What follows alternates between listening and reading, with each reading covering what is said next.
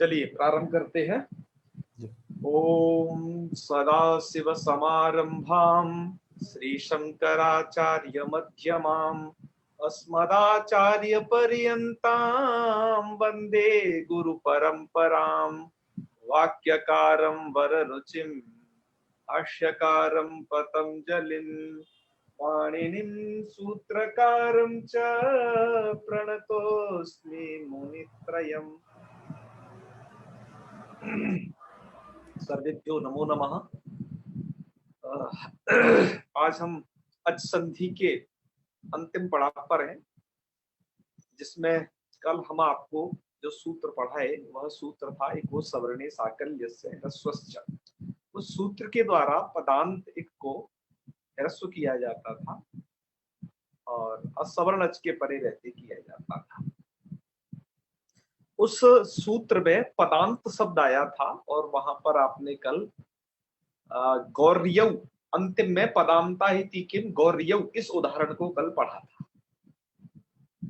मित्रों, आपको एक बार दिखा देते हैं, अन्यथा कुछ लोग तो शायद भूल गए होंगे।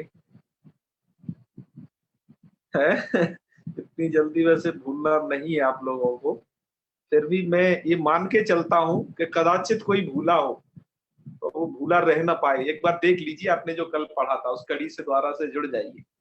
कल हमने आपको एक वो सवर्णे साकल्य से ह्रस्वश्च ये पढ़ाया था और इस सूत्र का अर्थ है पदांता एको ह्रस्वावासी। मतलब यहाँ पर जो ह्रस्वा लिखा है ना, यह दरअसल बहुवचन का रूप है। कल हमने देखा एक वचन, मतलब यह सब बहुवचन में कहा जा रहा है पदांता एक ह्रस्वा। तो मैंने कहा ठीक है, एक वचन भी एक वचन होता तो ऐसा होता पदांत एक ह्रस्वा, है ना। तो पर यहाँ पर ये बहुवचन का है तो आपको ये बहुवचन के वहां ह्रस्वा ये पाठ सही है। कल हम कह रहे थे शायद ह्रस्व हो, वैसा नहीं है।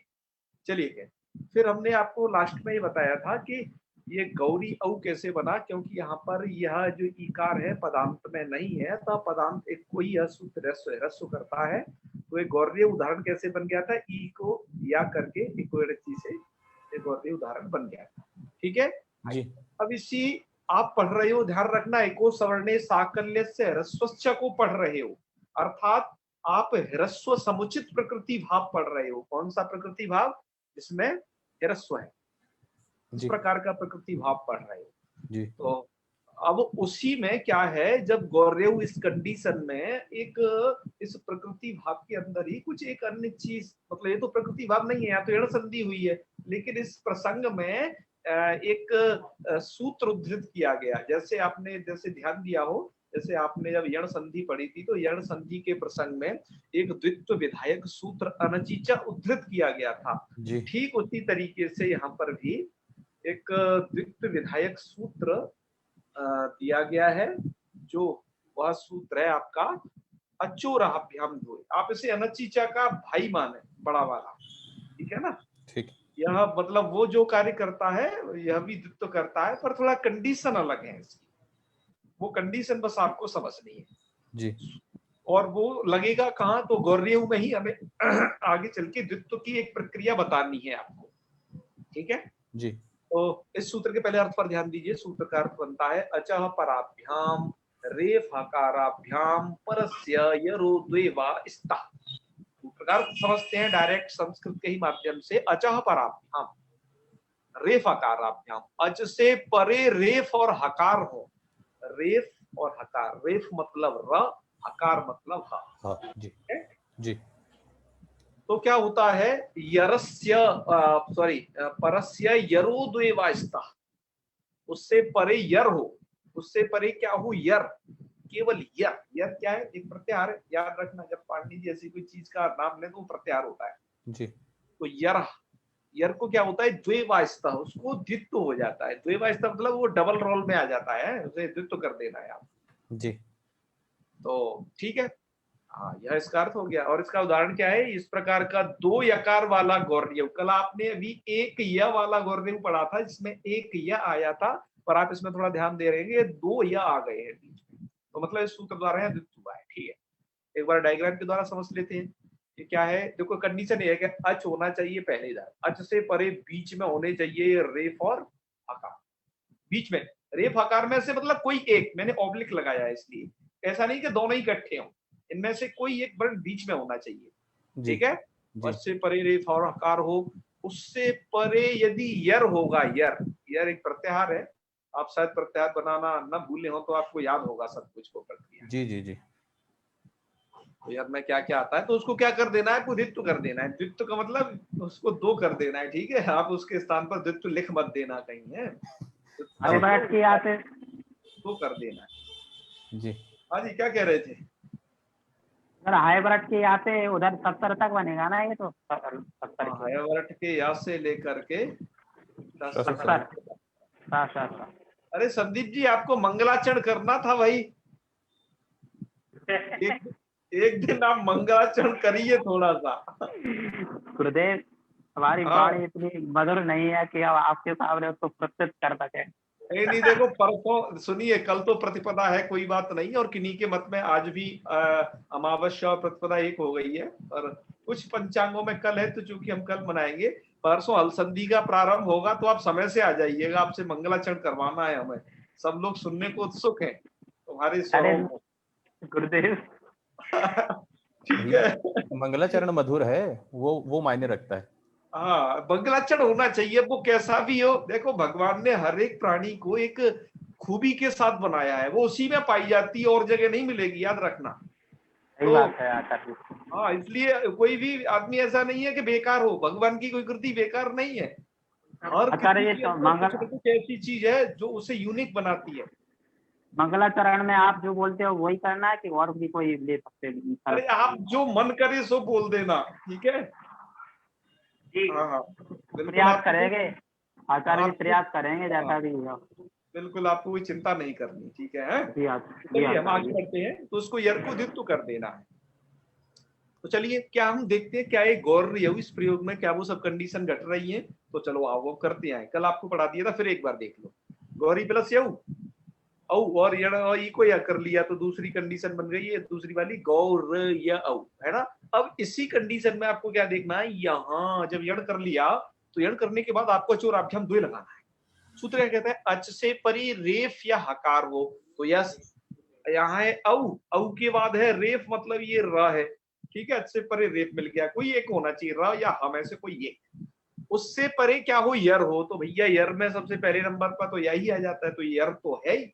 तो जी इसको क्या कर देना है, आपको द्वित्व कर देना है जी, हमने इसे द्वित्व कर दिया है। जी द्वित्व कर दिया तो आप देख रहे होंगे दो या वाला रूप। जी अच्छा, पर ये मित्रों द्वित्व विकल्प से होता है, तो एक बार तो द्वित्व आपने कर दिया, तो यहां वाली कंडीशन को मिलाइएगा, ये सर्किल में है जो आप, तो फर्स्ट वाला रूप बनेगा गौर्यव, है दो यकार वाला रूप। जी और अब एक बार द्वित्व नहीं भी करता है, क्योंकि इसमें वा पद आया हुआ है, वा मतलब विकल्प से करेगा, तो एक बार द्वित्व नहीं करेगा, तो द्वित्व नहीं करेगा, तो इससे पिछली वाली कंडीशन यहाँ जो आपने कल बना दिया था रूप, एक यकार वाला रूप दूसरा गौरी बन जाएगा, ठीक है ना। जी तो चलिए, आप इसे अब समझ गए होंगे बड़े आसानी से, और अब हम बढ़ते हैं थोड़ा और आगे। आचार्य जी, और इस पे वगैरह तो समझ लिया था, हाँ, इसके और उदाहरण देख लीजिए जहां द्वित्व करता है ना, उन उदाहरणों को और बता देते हैं आपको। जैसे अन्य उदाहरण है इसके, यहाँ मैंने लिखे हैं इसके उदाहरण, ठीक है, ये वाले, ये देखो, सरमा, आजकल तो सरमा में एक माँ लिखते हैं ना, पर डबल भी लिखा जा सकता है, शायद ये वेदों में आपको डबल मकार वाला रूप मिले, अथवा कहीं मिले तो आप उसे ऐसा मत समझिए अरे भैया ये कौन सा नया प्राणी आ गया, आज तक हमने देखा नहीं।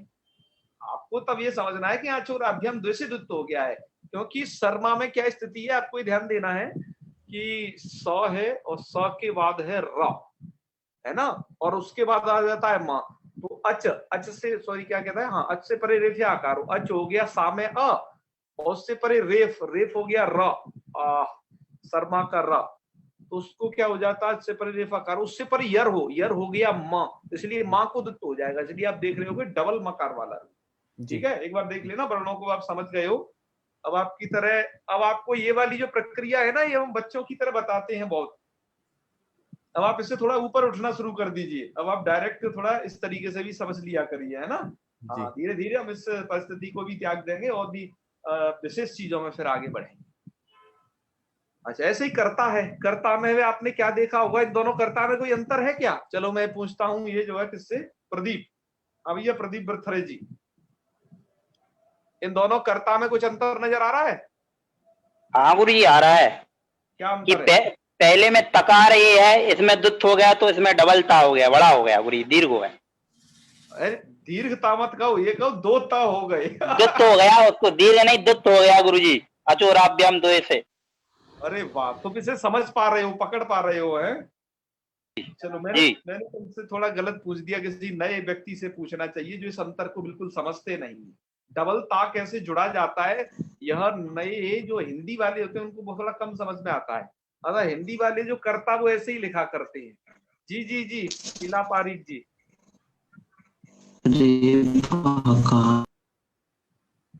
इला पारिक जी बताइए, पूछिए क्या पूछना चाह रही हैं। हम आपकी आवाज को सुन नहीं पा रहे हैं।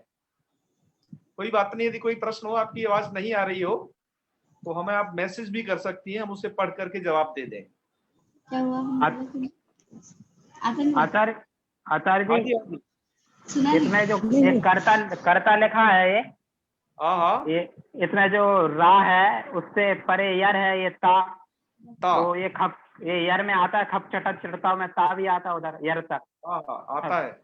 तो इससे इसको दुत्त हो गया ना, ये रा से परे है। हाँ हाँ, इसीलिए ताकोदित हो गया, बहुत अच्छे, हाँ, इसलिए ताकोदित हो गया, ठीक है ना। चलो बहुत अच्छे, बहुत अच्छे। ओहो, लीला जी चलो। अच्छा अच्छा, एक मैं अभिजीत वो जी आया। शायद हमारे अभी साथ इसमें जुड़ गए, मैंने उनका नाम देखा था, अभिजीत मनसाले जी। हाँ हाँ, हाथ भी उठाया उन्होंने। शायद वो आप भी उठा रहे हैं। मैं आपसे पूछना चाहता हूँ, इन दोनों कर्ता में आप क्या अंतर समझते हो, थोड़ा सा बताइए। तकार डबल हो गया। हाँ हाँ, चलो बहुत अच्छे, आपको बहुत अच्छे संस्कार हैं, मैं समझता हूँ कि और बाकी लोग भी समझे रहे हैं, बहुत सारे ऐसे हैं कि मैं भी लेकिन सभी से मुझे क्या कहना है, परिचित नहीं हो पाया हूँ, लेकिन धीरे नाम ले ले करके परिचित हो जाऊंगा आप सभी लोगों से, आप लोग चिंता नहीं करें। जी गुरु जी, हाँ हाँ गुरु जी, जी, ये तकार पुनः यानी द्वित्व हो गया, लेकिन हाँ आपने एक बार एक सूत्र सिखाया था, वो संयोगांत वाला, संयोगांत पद से लोप, तो हाँ, इधर तो क्यों लोप नहीं हुआ फिर? वो पद के अंत में लोप करता है ना, इसलिए, ओके, हाँ हाँ हाँ हाँ हाँ, है ना। चलो बहुत अच्छे, पंतोला जी। अब आप यहाँ पर देख पा रहे हैं कि हमने एक उदाहरण आपको ये तो ऐसा दिया कि बीच में र था सब जगह, रेफ के बाद आपने द्वित्व किया था यर को, है ना। अब मतलब अच से परे यर, और मतलब इस मतलब अच से परे, सॉरी यर नहीं, अच से परे बीच में रेफ, और उसके बाद में यर को द्वित्व किया था। अब वो उदाहरण आपको देना चाह रहे हैं कि बीच में ह हो तब द्वित्व हो, मतलब अच की कंडीशन इधर, बीच में ह और फिर यर को द्वित्व। ऐसा है आह्लादा, ये वाला रूप। यहाँ पर एक बार तो द्वित्व करना है, द्वित्व नहीं करना है, एक बार करना है, करना वाला पक्ष ही है। यहाँ पर ला को द्वित्व हो गया, अच से परे यर नहीं, सॉरी अच से परे रेफ या हकार, तो अच से परे हकार है आह्लाद वाला, तो ला को द्वित्व हो गया, यर में आ गया ला। जी, तो यहाँ ला को द्वित्व हो गया, तो ऐसा भी आपको रूप मिल सकता है, ऐसा भी मिल सकता है। मित्रों इस संधि के और भी ऐसे ढेर सारे उदाहरण होंगे, बीच में कहीं र आया हो तो आप उसे समझ लीजिएगा कि वह है, बीच में र या हा की कंडीशन हो और पहले अ की कंडीशन हो, तो यर को द्वित्व साथ देखे तो समझ लेना कि वह जो प्रयोग है इसी की शरण में आया है। जी जी, सरोज कुमार मिश्रा जी, क्या कहना चाहते हैं, बताएं। सर करता इसको सर संधि विच्छेद करिए। कर्ता का बोल रहे हैं। कृपया बताएं, ये कर्ता और शर्मा वगैरह के संधि विच्छेद। हाँ, प्रहलाद भी ऐसे ही होगा, बहुत अच्छे, डबल ला भी लिख सकते हैं, बहुत अच्छे लापारी की। सर क्या? अरे आपसे नहीं कह रहे, बीच में और किसी का प्रश्न आ गया था स्क्रीन पे। आप किसका संधि विच्छेद पूछना चाह रहे हैं सरोज जी? करता। कर्ता के संधि विच्छेद में क्या है, ऐसे कर दो। अब तो आप सब विद्वान हो गए हो, कर प्लस ता। ठीक है, अच से परे अच हो गया, क में अ, अच से परे रेफ या आकार, उससे परे यर, सॉरी रेफ हो, रेफ बीच में, उससे परे यर है, तो इस ता को हो जाएगा द्वित्व, ता को द्वित्व कर देना है। ठीक है, हो गया, क्या बात है इसमें। ठीक है, तो चलिए, शर्मा का अर्थ क्या होता है? अरे भैया शर्मा के से अर्थ वर्थ ना पूछो अभी से। कर्ता का सर तो क्रू धातु से निर्भुल प्रत्यय से होता है ना? क्या चीज? डबल प्रत्यय, चलो तुम्हें डबल प्रत्यय की भी क्या पड़ी ना, अभी जो आपको बताया जा रहा है उतना समझो। हाँ, डबल प्रत्यय जब आपको बताएंगे तब उसे कायदे से बताएंगे, उसकी चिंता मत करो, यहाँ तक की कंडीशन समझो। तो आप इसके मित्र उदाहरण सब समझ गए होंगे। अचोराभ्याम द्वे की बात खत्म। अब स्टार्ट होती है अगली बात। आपका इसमें कल वाला प्रश्न छपा हुआ, कल का आपने कल आपसे उसका उत्तर इसमें है। तो मैं कभी कभार आपसे ऐसे भी प्रश्न कर देता हूं जो आपको पढ़ाया नहीं होता हूं, लेकिन यदि आपको शंका हो जाती है तो फिर भी प्रश्न मुझे करने पड़ते हैं कि शायद आप लोग खोज लें, पर वो आज इसे पढ़ाना है आपको। ठीक है, चलिए, तो अब है न समासे। एक वार्तिक आया है। यह वार्तिक किसका वार्तिक है? इको सवर्णे साकल्यस्य ह्रस्वस्य का वार्तिक है, ये ध्यान रखना। किसका वार्तिक है? इको सवर्णे साकल्यस्य ह्रस्वस्य का वार्तिक है। पंतोला जी मुझे सुन पा रहे हैं? हाँ हाँ सुन पा रहा हूँ। आप हो गए थे क्या बीच में? हैं जी? आप विश्राम ले लिए थे क्या बीच में? नहीं नहीं, यही था, एक कोई जुड़ नहीं पा रहे थे, उनका मैसेज आया था कि आज नई लिंक में जुड़ नहीं पा रही हूँ। अच्छा, तो उसको फिर लिंक दिया मैंने वहां जाकर, तो जुड़ गई हैं, इसलिए शायद कुछ व्यवधान हुआ। हाँ हाँ, वही मुझे दिखाई नहीं। चलिए, नहीं यही हूँ मैं जी। हमें न समाज से यह वार्तिक समझाना है। ये वार्तिक किसका अंश है? यह वार्तिक है आपका इको सवर्णे साकल्य से ह्रस्वस्य सूत्र का यह वार्तिक है। आप तो कह रहे हो ऐसा कैसे हो सकता है? हाँ हाँ हाँ, जी जी जी, बहुत अच्छे, बनेगा बनेगा। प्रकृति देखो, आप कहोगे तो ये अचोराभ्याम द्वे के नीचे हमारी लघु सिद्धांत कौमुदी में लिखा है। आप कहोगे तो अचोराभ्याम द्वे का वार्तिक है, तो हमें ही कहना है, नहीं नहीं। दरअसल क्या है, इको सवर्णे साकल्य से ह्रस्वस्य के प्रसंग में जब वो ह्रस्व का विधान चल रहा है तो उसमें पदांत वाली बात आ गई। तो पदांत वाली बात के आ जाने से गौर्यऊ में चूंकि नहीं ह्रस्व हो पाया तो वहां यण किया, लेकिन गौर्यऊ में कंडीशन आ गई कि द्वित्व करना है, तो एक उस सवर्णे साकल्य से ह्रस्वस्य बता, सॉरी ये अचोराभ्याम द्वे बताना पड़ा द्वित्व करने के लिए। लेकिन यह वास्तविक जो प्रकरण चल रहा है वो ह्रस्व वाले प्रकृति भाव का ही चल रहा है, जिसे कहते हैं ह्रस्व समुचित प्रकृति भाव। तो अतः यह वार्तिक भी किसका है? को सवर्णे साकल्य से ह्रस्वस्य का शेष वार्तिक है। ठीक है, वो जो करता है वार्तिक उसका ये निषेध करता है। तो ललित मोहन जी आप म्यूट कर लीजिए, आपके यहाँ से खटखट आवाज बहुत आ रही है। हाँ, म्यूट करें। तो इसके बाद क्या है कि न समासे सूत्र, ये वार्तिक है। तो वार्तिक का अर्थ क्या है? मैंने कि जो सूत्र होता है उसी का शेष होता है वार्तिक। तो आपके सूत्र में जो था ना ये कि इतनी चीज, ये सूत्र में था कि पदांत एक ह्रस्व, वहां वास्यु था असवर्णे अची, आप एको सवर्णे साकल्य से ह्रस्व, उसकी वृत्ति में उसका ये अर्थ लिखा था। तो आपने इसमें क्या चेंज किया न समासे के द्वारा? क्या आप इसमें समासे पद को ले आए और बीच में देख रहे हो यहाँ पर न पद को ले आए, और पूरा का पूरा वही अर्थ हो जाएगा जो एको सवर्णे साकल्य से का अर्थ है। वाकी जगह तो न आ गया और समासे जोड़ दिया, तो इसका अर्थ क्या बन जाएगा कि समासे पदांता, तो ये अर्थ बनेगा समासे पदांता इको ह्रस्वा नस्यु असवर्णे है, उसका बाधक है, तो उसी के क्षेत्र में लगेगा ये, उसी सूत्र के क्षेत्र में।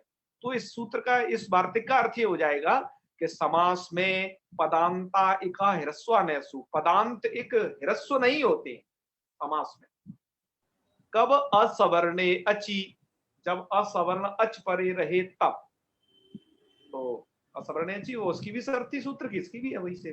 चलो उदाहरण क्या है कि जी, उदाहरण है इसका वापी प्लस अश्व, ये वाप्यस्व उदाहरण है जो हमने इधर जो है ये दिया हुआ है। ठीक है जी। पर संधि विच्छेद उसका क्या करना है? वापी प्लस अश्व। कहा जी वापी प्लस अश्व में यहाँ ह्रस्व क्यों नहीं हो पाता एको सवर्णे साकल्य से ह्रस्वस्य? तो आपका क्या उत्तर होना चाहिए मित्रों? यहाँ पर ह्रस्व वापी अश्व में इसलिए नहीं हो पाता क्योंकि यहाँ समास है। क्या समास है? तो समास ये है, वाप्याम अश्वः इति वाप्यस्वः, सप्तमी तत्पुरुष समास। ठीक है जी तो जहां समास होता है वहां पर इको सवर्णे साकल्य से सूत्र द्वारा ह्रस्व नहीं हो सकता है। समास का मतलब कोई सा भी समास हो, ये नहीं कि जहां ये सप्तमी तत्पुरुष ही आपको दिखाई दे तभी ये लगाओ, कोई सा भी समास हो। तो यहाँ पर चूंकि सप्तमी तत्पुरुष समास है तो इसलिए यहाँ पर ह्रस्व नहीं होगा है, और कोई भी समास में ह्रस्व नहीं होगा, तो इसलिए यहाँ पर मित्रों ह्रस्व नहीं हुआ इको सवर्णे साकल्य से ह्रस्व के द्वारा, क्योंकि न समास से वार्तिक ने निषेध कर दिया कि न समास से, अर्थात समास में इको सवर्णे साकल्य से ह्रस्व सूत्र प्रवृत्त नहीं होगा, तो नहीं हुआ। तो वाप्यस्व में आपने यण कर दिया तो बना दिया वाप्यस्व। ठीक है, कहते हैं भैया वाप्यस्व है क्या? अश्व का तो मतलब समझ में आ रहा है कि घोड़ा होता है, ये तो थोड़ा हिंदी और संस्कृत में मिलता ही जुलता शब्द है, पर ये वापी क्या है? जी तो वापी है, वापी वापी कूप तड़ाक होंगे। ठीक है जी धनंजय जी। तो वापी क्या है? आज की जनरेशन तो वापी बिल्कुल नहीं समझती होगी, शायद कुछ कुएं भी नहीं देखे होंगे लोगों ने, कुछ होने तो तालाब होता है शायद। तालाब नहीं होता वापी, हमें पता है। तुम जैसे लोग हिंदी में बावड़ी बोलते हैं, बावड़ी होती है, बावड़ी या बावली, बावली बोलते हैं इनको, बावली बोलते हैं। हाँ तो हमें पता थी ये प्रदीप बिथरे जी लोग इसे तालाब न बता दें, इसलिए हमने इसका इमेज आज से डाउनलोड किया। ये होती है मित्रों वापी।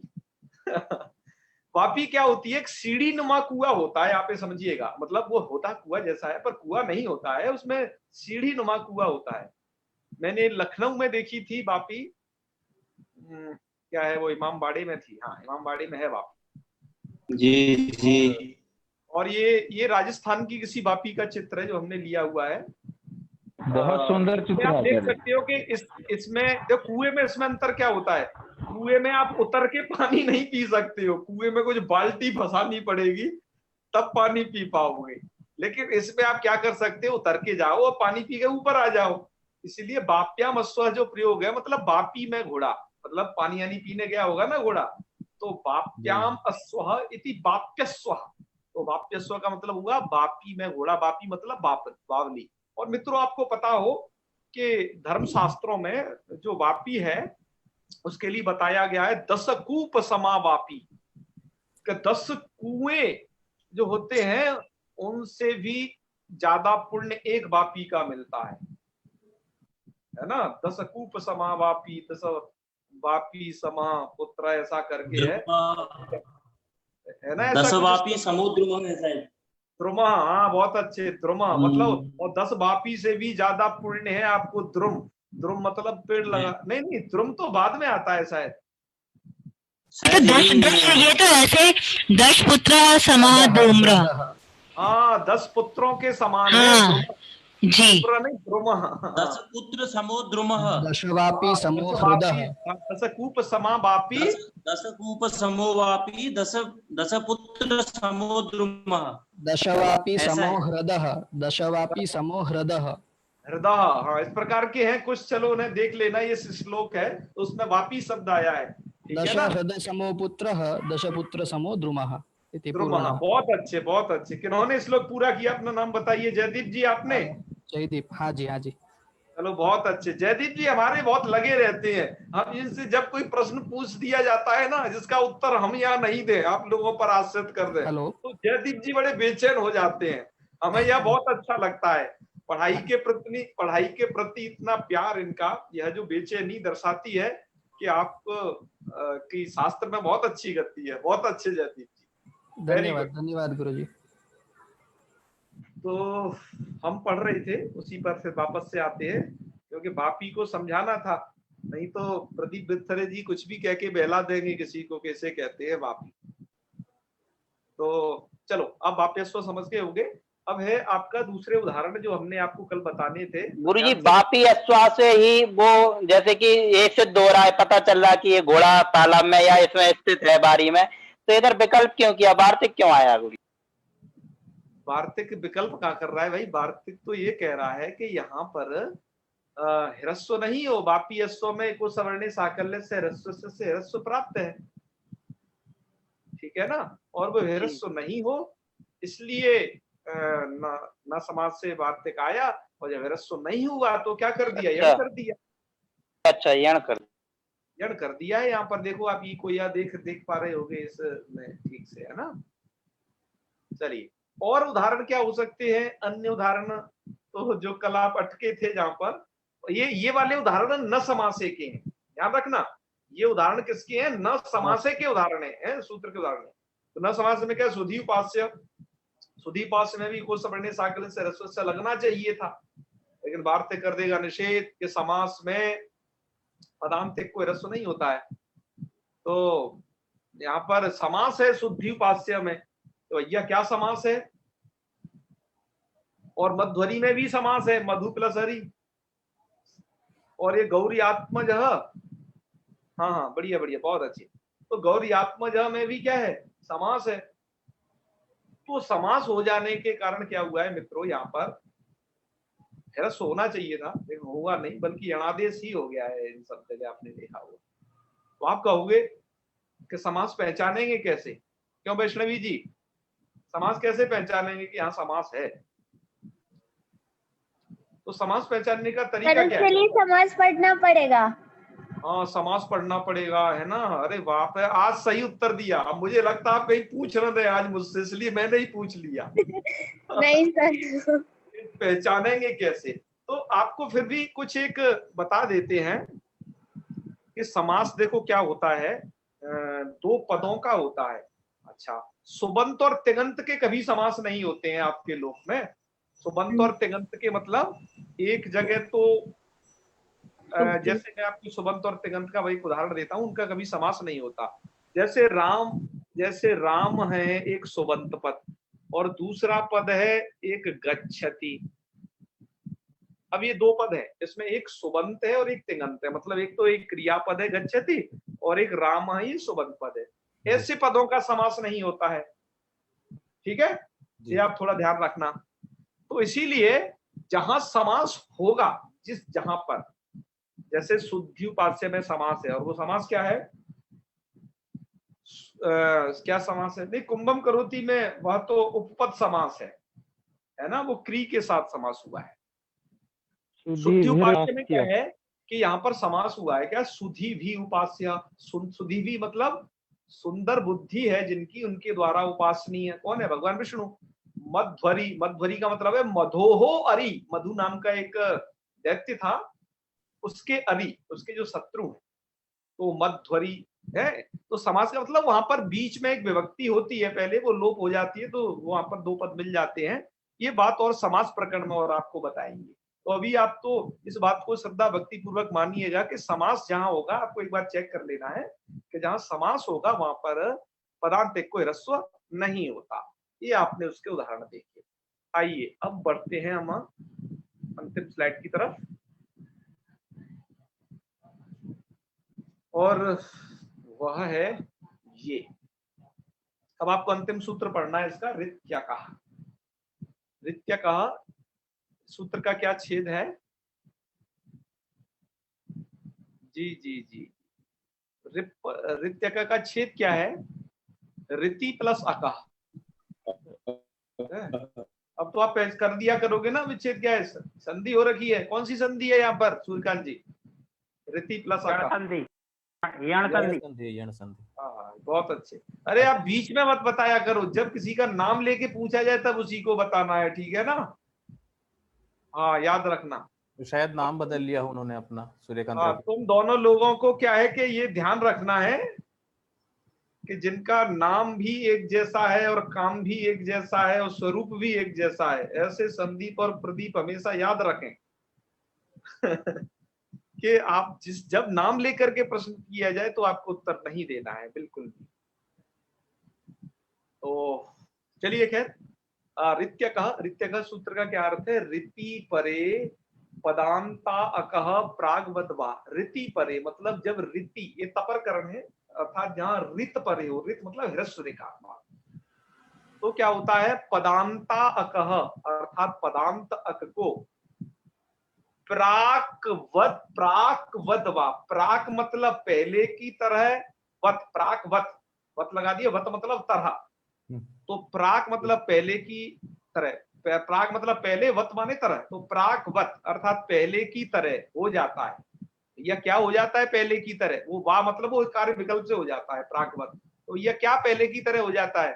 ये ह्रस्व का प्रकरण चल रहा है, तो कहना पड़ेगा कि वो ह्रस्व हो जाता है पहले, अर्थात जो ह्रस्व चल रहा है वो सवर्णे साकल्य से ह्रस्व के द्वारा जो विधान है उधर, तो प्रागवत मतलब वही कार्य, प्राग मतलब प्रागवत मतलब पहले की तरह वही कार्य हो जाता है, मतलब ह्रस्व हो जाता है। ये बात निकल के सामने आई जी। तो आप ये देखिए डायग्राम में, ऋति परे मतलब रित तो इधर परे हो, ऐसा पदांत अक हो, अक मतलब एक प्रत्याहार है, इसमें अ ई उ ये प्रत्यय आते हैं और री तक है जी, री तक, और इसको ह्रस्व हो जाता है। ठीक है, पदांत तक को ह्रस्व कर देना है आपको, कब रित परे हो। तो ठीक है, उदाहरण बताइए। इसका उदाहरण है यही वाला, ब्रह्मा प्लस ऋषि। जी, क्या है? ब्रह्मा प्लस ऋषि। ऋषि। रित्य का सूत्र लगा दिया, रित परे है, ऋषि का री आप देख रहे हो इधर, रित परे है ना, जी, रित परे जी। है ये, उसको ह्रस्व कर दिया, तो यहाँ पर पदांत अक, पदांत अक है आपका ब्रह्मा का आ। हाँ, ब्रह्मा पदांत कैसे है? तो मैंने आपको बताया है कि वो विभक्ति का रूप है, मतलब ब्रह्मा, ब्रह्माणो, ब्रह्माणा। अब वो आपके वो जो 21 जो रूप होते हैं जिन्हें आप याद करते हो, वालकु वालका इत्यादि, वो सब उनमें से एक रूप होना चाहिए, से ब्रह्मन शब्द का ये ब्रह्मा रूप है। ठीक है ना, तो ये पदांत है, और पदांत अक है, अक है बाद में आ, तो उसको ह्रस्व कर दिया, दीर्घ है वो, तो एक रूप बन जाएगा ब्रह्मर्षि।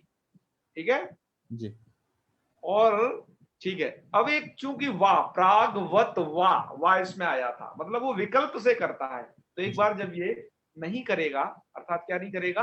ह्रस्व नहीं करेगा, तो यहाँ कौन सी संधि प्राप्त थी ब्रह्मा प्लस ऋषि में? गुण संधि। गुण संधि, तो गुण संधि हो जाएगी। तो दूसरी बार आप देख रहे होंगे यहाँ पर गुण संधि हुई, आ और री इन दोनों के स्थान पर हो गया अर गुण हो गया, जी, स्थान पर संधि होती थी वो, तो मिलाओगे जब आप उसे, तो ब्रह्मर्षि ब्रह्मर्षि बन जाएगा। ठीक है, जी, ऐसे ही महा प्लस ऋषि है, क्या बनेगा? एक तो महर्षि भी बन जाएगा, जी, और जी, महर्षि ये भी बनेगा, जी, अलग अलग वाला भी बनेगा। ठीक है, जी, तो ये इसके और भी उदाहरण आप इस प्रकार के समझ सकते हो, या कोई ज्यादा कठिन नहीं है। चलिए, अब इसमें एक लास्ट में बात आती है, पदांता किम। हर एक आपको संधि के अंदर ज्यादा से ज्यादा ये पदांत ने आपको बहुत परेशान किया होगा, है आपके पीछे पड़ गया है संधि में, पदांता वाला चक्कर। तो पदांता वाला हम आपको बार बार वही बताते हैं कि पदांत जब आए कोई चीज, तो इसका मतलब है वह जो 21 विभक्ति है उनमें से किसी का रूप होना चाहिए, मतलब वो विभक्ति का रूप होना चाहिए। तो आप तो पहले पद का निर्धारण करेंगे कि ये पद, और जो पदकांत होता है वो पदांत कहलाता है ना। पद क्या है? सुप्तिगंतम पदम द्वारा जो पद संज्ञक है वो।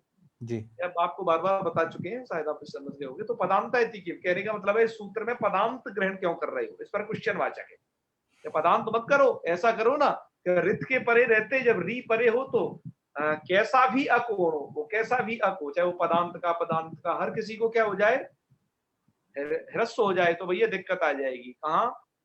तो एक बताया इन्होंने, बिल्कुल बिल्कुल अच्छा है, वर्ष ऋतु इसी प्रकार से, बहुत अच्छे। तो आ प्लस ऋक्षत, यहाँ पर देखिए, तो आ प्लस ऋक्षत में क्या है मित्रों? ये ऋक्षत तिङंत पद है। क्या पद है ये? तिङंत। मतलब आप अभी तक तो सुबंत पद पढ़ रहे थे सब जगह, तिङंत का मतलब है आपने भवती, भवतो, भवंती, अभवत, अभवताम, अभवन इस प्रकार के रूप पढ़े होंगे, गच्छति, गच्छता, गच्छन्ति इत्यादि, ये सब तिङंत होते हैं, तिङंत पद। ठीक है ना, तो ये ऋक्षत भी एक वहीं का रूप है, इसको समझा देंगे। तो पद ये है, अच्छा पद ये है, तो पद के ये तो शुरुआत में ही आ गया आ जो जुड़ा हुआ है जी। ठीक है, तो ये तो पद के अंत में तो है नहीं, ये तो पद के क्या है है, ये तो पद के आदि में है बल्कि, है ना किसी, तो ये पद के अंत में नहीं है। तो क्या हो जाएगा यहाँ पर, इस वाले आ को रित्य का सूत्र द्वारा ह्रस्व नहीं होगा जी, क्योंकि ये तो पदांत अक को ही करता है। ये तो अक तो है लेकिन पद का अंत नहीं है, क्योंकि पद है आपका ऋच्छत और ऋच्छत के पद के अंत में है त, तो पदांत तो ता पर जाकर के बैठ रहा है। ठीक है, आचार्य जी आप पद ही नहीं है ऐसा कह रहे हैं कि आप पदांत नहीं है ऐसा कह रहे हैं? अच्छा अच्छा, आ जो है पदांत अर्थात पद के अंत में नहीं है, परंतु पद है। बात कर रहे हैं जी जी। ये आ जो है पद के अंत में नहीं है बल्कि पद के अंत में है तो। क्यों, मैंने आपको बताया कि तिङंत की भी पद संज्ञा होती है, तो तिङंत है ऋच्छत, है ना। तिङंत कौन है, ऋच्छत, और उसका अंतिम कौन है, त, तो पदांत हो गया ता पर, तो पदांत में है। अब आप क्या है, आप मित्रों यह नहीं है आपका पदांत है, ये तो पद के आदि में आ गया है। तो आचार्य जी ऋषि में ऋषि ही जो है वो भी तो, अब देखो ऋषि उधर क्या स्थिति है, वहां समास हो रखा है, वो समास नहीं, वो अलग अलग पद है दोनों। देखो यहाँ पर ध्यान से, ब्रह्मा एक पद, वहां पर दो पद जुड़े हुए हैं, और ऋषि ये दूसरा पद है। हाँ। और यहाँ पर क्या है, टोटल मिलाकर के ही एक पद है, आ स्वतंत्र पद नहीं है, आ सहित पद है, पर वो पद के आदि में है आ, और ये ता पद के अंत में है। हाँ, मतलब आ केवल कहें तो वह स्वतंत्र पद नहीं है अपने आप में, स्वतंत्र नहीं है वो। जी जी जी, बिल्कुल जी, क्योंकि वो पूरा वहां, यहाँ पद संज्ञा में अंतर है, यहाँ पूरा पद संज्ञा किसकी है, और यहाँ इनकी अलग अलग है, क्योंकि ऋषि ही यहाँ एक अलग सुबंत पद है। हाँ। मैंने बताया यहाँ तो एक ही तिङंत है, और ये आ क्या लगा हुआ है, तो वहां पर एक आप आगे पढ़ोगे एक आगम हो जाता है वहां पर, तो ये 8 आगम हो गया है। जी जी जी। तो यहाँ पर इसलिए क्या हो गया है मित्रों, आ प्लस ऋच्छत संधि क्या होनी चाहिए थी,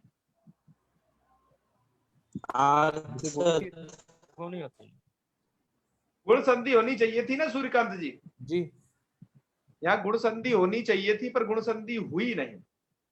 कारण क्या है गुण संधि नहीं हुई उसमें, एक सूत्र है जो आप आगे जाके पढ़ोगे, आपका एक वो सूत्र आपको जब आप तिङंत प्रकरण पढ़ोगे, न जाने कितने भाग्यशाली लोग पढ़ पाएंगे आप में से, तो एक सूत्र है आटश्च, ये मैंने यहाँ लिख दिया है आटश्च। तो ये आटश्च सूत्र द्वारा इसको वहां पर क्या हो जाता है, वृद्धि हो जाती है, गुण को रोक करके होती है। अच्छा, तो इसलिए आप देख पा रहे हो कि इस आटश्च सूत्र द्वारा यहाँ पर आर हो गया है, जी, मतलब वृद्धि आ और री के स्थान पर आर नाम की वृद्धि हो गई, इन दो वृद्धि हो गई। तो आपने आर और छत ऐसे कर दिया। अब जब आप इसको मिलाएंगे इसको, तो ये वाला रूप बन जाएगा, आर छत बन जाएगा।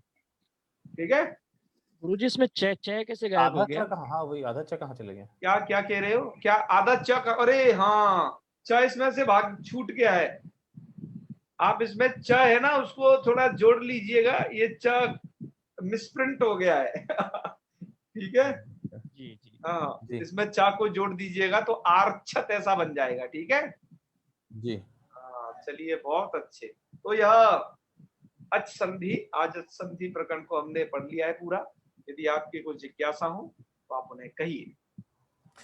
जी अच्छा जी, वो संधि की तरफ बढ़ेंगे जी उससे। हाँ जी, अच्छा। रंजन शर्मा जी। महोदय जिज्ञासा कुछ नहीं, केवल एक शब्द बताना चाहता था, उपधन ऋच्छति करके ऐसा सीबीएसई के पाठ्यक्रम में एक शब्द आया करता है प्रायः, उसमें शिक्षक और बच्चे बड़ा झगड़ जाते हैं, यद्यपि इससे हमको तो उत्तर मिल जाता है। उपधन ऋच्छति शब्द आता है, उसको हम लोग सिद्ध करके बता देते उपार्षति। अब बच्चों को हम ये सूत्र तो अपना नहीं बता सकते, बच्चों को, क्योंकि सूत्र प्रणाली नहीं है। हाँ, तो बस केवल एक कोई ऐसा एक आपसे जैसे रेमेडी चाहता था कि बच्चों को हम बता दें और उनको पट जाए, समझ में आ जाए उनको कि हाँ साहब ठीक है। देखिए बच्चे दरअसल क्या है, वो तो ये पढ़े हुए हैं ना बच्चे, तो कि अवर्ण से जब अच परे हो तो गुण ही वो पढ़े होते हैं। जैसे कृष्ण रिद्धि, तो कृष्ण रिद्धि बन गया। हाँ जी जी, है ना। पर उपरक्षति में एक बात अलग है, वो आपको समझनी पड़ेगी उपरक्षति की। ठीक है, ठीक। वो बात ये है, एक मिनट, मैं थोड़ा, मुझे मार्कर का सहयोग लेना पड़ेगा। एक मिनट, आपको मैं दिखाई दूं, इसके लिए कुछ प्रयत्न करता हूं, बल्कि वो शब्द यहाँ प्रासंगिक लगा इसलिए हस्तक्षेप किया बस। बिल्कुल बिल्कुल, मैं इसे अच्छे से बताऊंगा, आपको चिंता नहीं करें।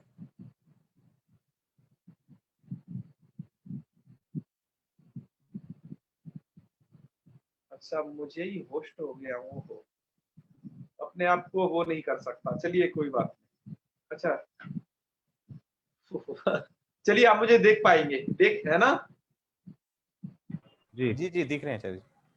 चलिए देखो, यह है, ये उप है और यह है विच्छति। आपको ये ध्यान रखना है, ये रिच्छति क्या है? धातु है। मेरी आवाज आप तक आ पा रही है? जी जी, समझ रहा हूँ जी। रिच्छति है धातु, समझ गए। और यह है उपसर्ग।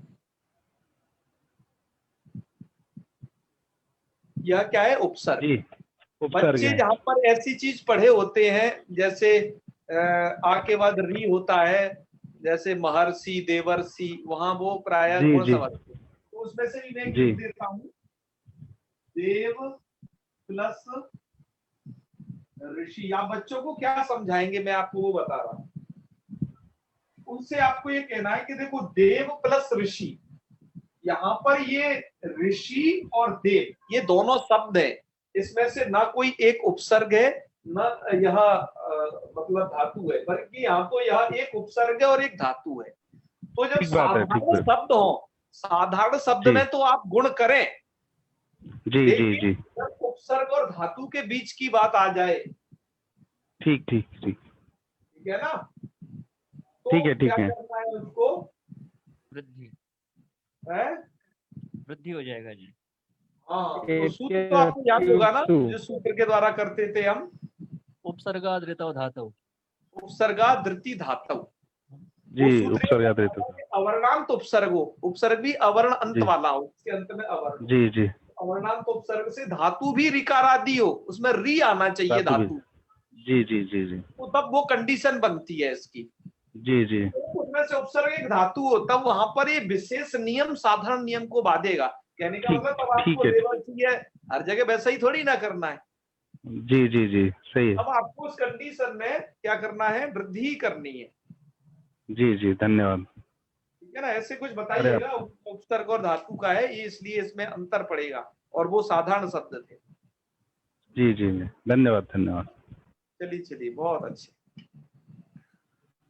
नाम लीजिए प्रदीप जी। हाँ, मुझे दिखाई दे रहे हैं, बताइए। मैं ये कह रहा था कि जब कोई निराकरण चाहिए होता है तो अगले सूत्र में पाणिनि जी दे देते हैं, आगे रख देते वही सूत्र।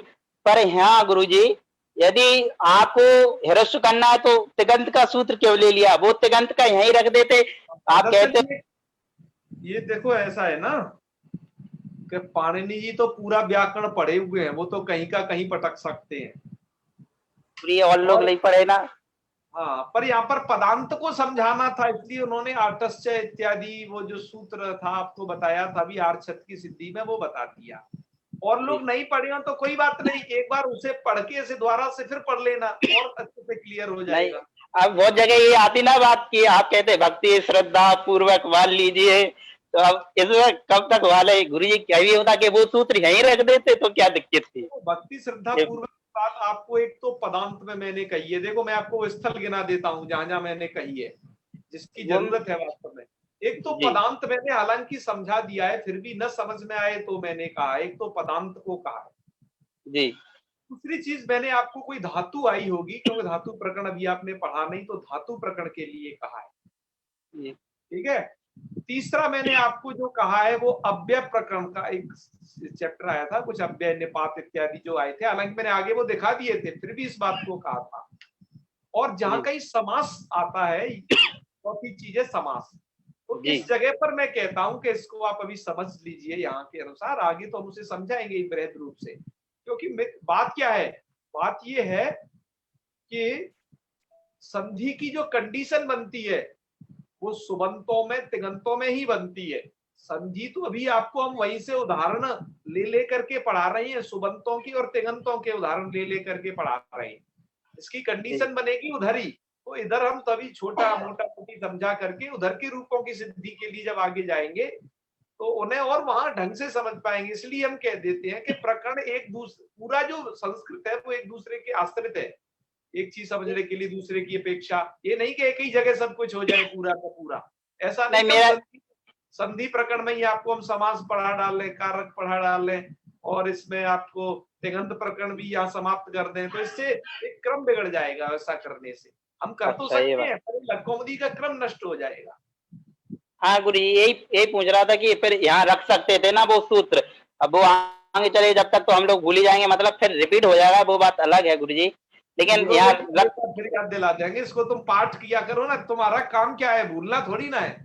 नहीं, मैं पाठ करता हूँ गुरु जी। स्मरण रखना, उसको पाठ रखना, किसी को पढ़ा देना, है ना गुरु जी। जैसे पाठ करते हैं ना, जो आप कहते हैं उसको सुबह पाठ किया करो, तो जैसे कि अजंत पुल्लिंग पूरा किया तो रोज अजंत पुल्लिंग करना, कि उससे आगे भी करें कि 1 महीने अजंत पुल्लिंग तक करते रहें फिर बाकी आगे कर लें, तो ऐसा हो सकता है? पाठ करने की आपको विधि बताई थी, जहां अपना वर्तमान में पाठ चल रहा है, जैसे आज संधि तक समाप्त हो गया तो संधि तक करना है, आगे क्यों फालतू भगते हो।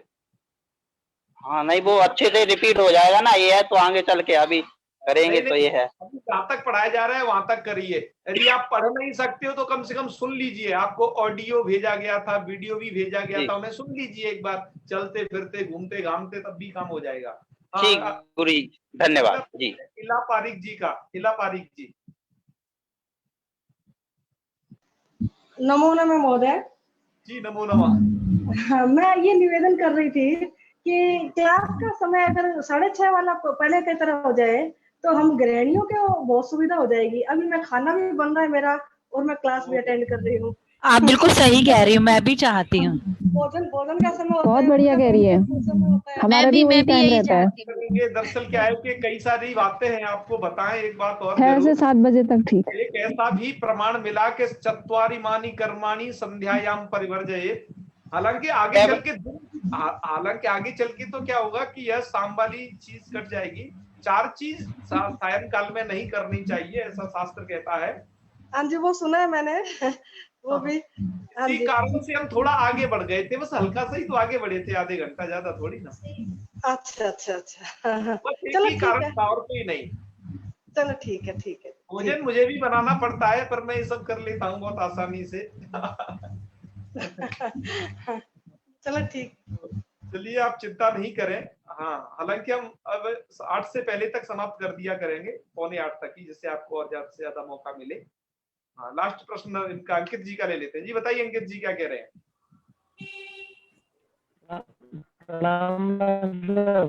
हाँ बोलिए महादेव।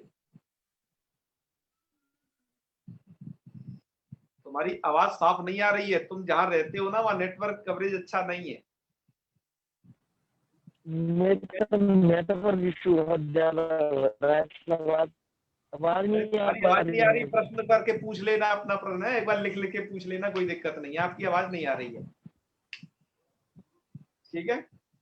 चलिए राधा शर्मा जी, आपकी आवाज नहीं आ रही है। नमस्कार सर। नमस्कार जी नमस्कार सर। मुझे ना सब संदेह समझ में आ गई, लेकिन ना प्रकृति भाव मुझे ना बहुत कठिन लगी।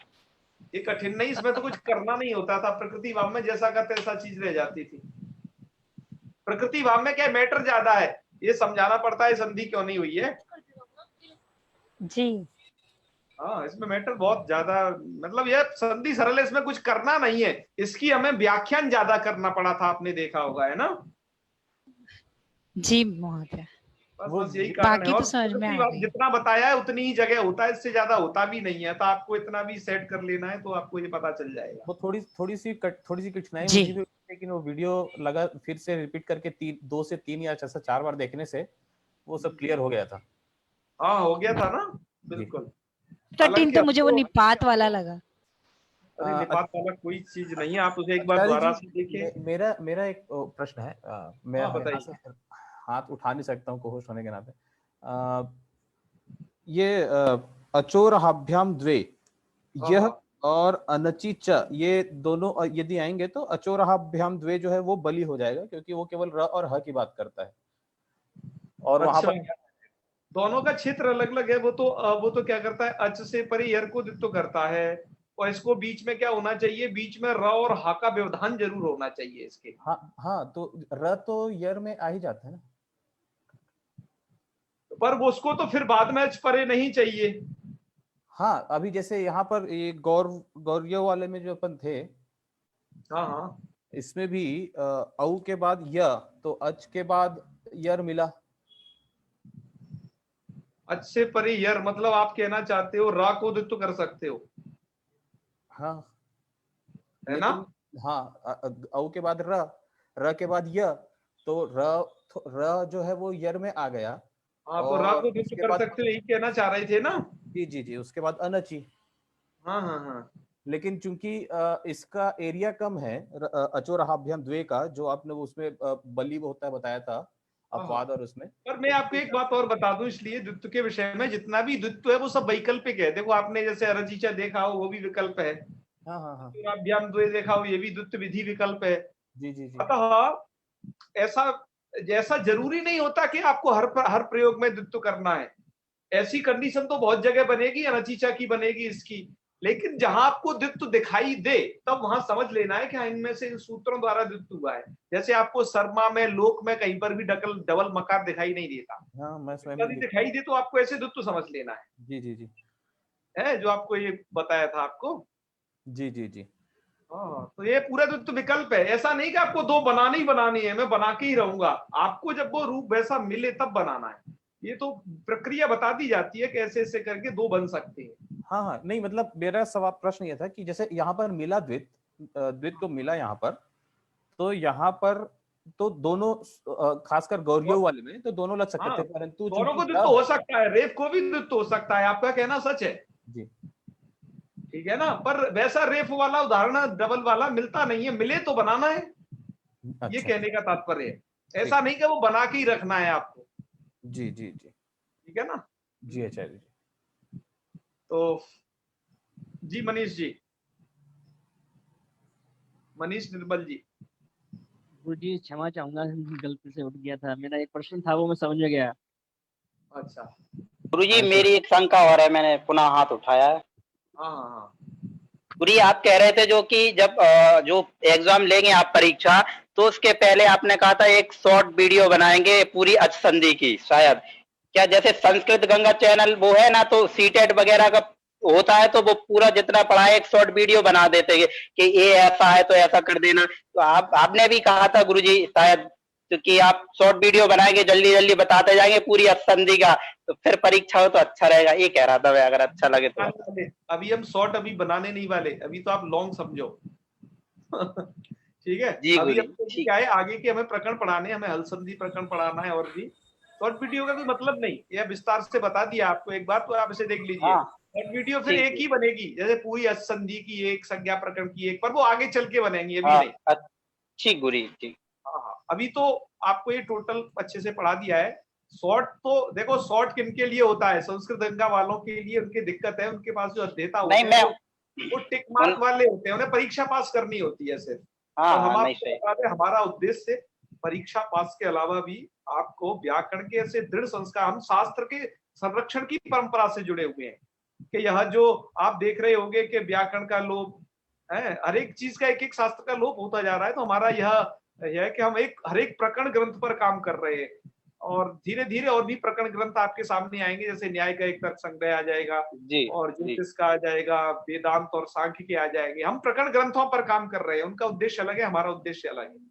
अतः हम वो कार्य बाद में करेंगे, अभी हम ग्रंथों की रक्षा कर रहे हैं, जो हमारे ऋषि महर्षि की धरोहर है, उन्हें एक बार सुरक्षित कर रहे हैं, लोगों के लिए ला रहे हैं। तो हमारा शास्त्र संरक्षण है, ठीक है ना उद्देश्य। तो इस प्रकार से हम, वो उन्होंने किया ऐसा हम करें जरूरी नहीं, हमारा इन कार्यों को करने का एक तरीका अलग। हमने तो आचार्य जी विस्तृत रूप से पढ़ा, कोई जरूरी नहीं, लेकिन आपने कहा था तो मैंने कहा शायद इसी समय करें आप, अब लास्ट में होगा वो बात नहीं गुरु, हमने तो पढ़ लिया, देख उसे हम बाद में करेंगे, अभी नहीं, अभी तो हम एक प्रकरण में। जी सूर्यकांत जी। अच्छा वो आउट ऑफ टॉपिक था थोड़ा सा, आप वो जो न्याय वगैरह का जो उदाहरण देते हैं ना, कमल दल वाला एक न्याय है और ऐसे ऐसे वो वो किस चीज के अंतर्गत आता है, मतलब उसकी अगर जैसे पढ़ना हो उसके बारे में तो न्याय की पुस्तक, वो पुस्तक अवेलेबल है, लौकिक न्याय संग्रह करके पुस्तकें अवेलेबल हैं। मैं हो सकेगा आपको वो पुस्तक भेजूंगा, शायद अभी तो संस्कृत में ही शायद उसकी व्याख्या हो, कदाचित मैं देख लूंगा। जी जी जी। वो सभी न्याय उन लौकिक न्यायों का संग्रह है एक किताब के अंदर, तो आप वहां से देख सकते हैं। जैसे लोक में कुछ प्रचलित होते हैं ना न्याय, वैसे ही जो न्याय शास्त्र कहते हैं वह यही है, वो अलग है, वो अलग है। न्याय शास्त्र अलग है, जो ये न्याय संग्रह है ये अलग है, ये लौकिक न्याय है। जी जी ठीक है ना जी। तो चलिए समापन करते हैं, फिर अब हल संधि में मिलेंगे। हल संधि में हल संधि आपको पता चलेगा, हल संधि को जब आप पढ़ोगे कि हल संधि पढ़ते ही आप वैयाकरण हो जाओगे। बस हल संधि में आधे वैयाकरण हो पाए, आधा व्याकरण आपको आया, हल संधि में पूरा आ जाएगा, वो संधि लगभग पूरी हो जाएगी, विसर्ग संधि तो छुटपुट बचती है, तो उसे हम पढ़ेंगे। इसलिए तो आप प्रश्न बना करके भेजिएगा, शायद आपको प्रश्न बनाने में कुछ तकलीफ हो रही हो, नहीं तो जिससे कि हम कल वो ले सके, आपका टेस्ट वगैरह कुछ है आप उसे हल करें। तो चलिए आपसे विदा लेते हैं। ओम सर्वे भवन्तु सुखिनः, सर्वे सन्तु निरामयाः, सर्वे भद्राणि पश्यन्तु, मा कश्चित् दुःखभाग् भवेत्। ओम शांति शांति शांति। सर्वेभ्यो नमो नमः। शुभ रात्रि। नमो नमः आचार्य जी। शुभरात्रि महोदय, शुभरात्रि। शुभरात्रि शुभरात्रि। मीटिंग एंड करनी पड़ेगी यहाँ से आज।